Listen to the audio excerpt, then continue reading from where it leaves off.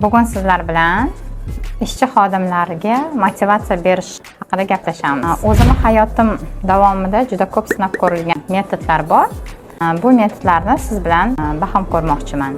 Albatta siz ko'p eshitgansiz, oylikni oshirish, nechadir foizga oshirish. Bu albatta xodimlarni xursand qiladi, lekin bundan boshqa samarali usullar ham bor. Birinchi usul bu eng avvalo biz xodimlarimizga ishonch berishimiz kerak. Ya'ni men ishonaman, sen shu vazifani bajara olasan. Agar bajara olmagan taqdirda ham bizni oldimizga kelganida qo'lingdan keladi deb ozroq yo'l yo'riq ko'rsatib, bizga sodiqligi ochadi. Sodiqlik bu har doim barqarorlikni beradi. Ikkinchisi bu ma'naviy rag'batlantirish hisoblanadi. Misol uchun chet el sayohatiga borish, qo'shimcha bir necha kun dam olish, turli xil ko'rgazmalarga biletlar shaklida taqdirlasangiz, boshqa jamoadagi xodimlar bu narsani ko'rib, ularning ham mana shunday e'tiborga sazovor bo'lishga harakati oshadi.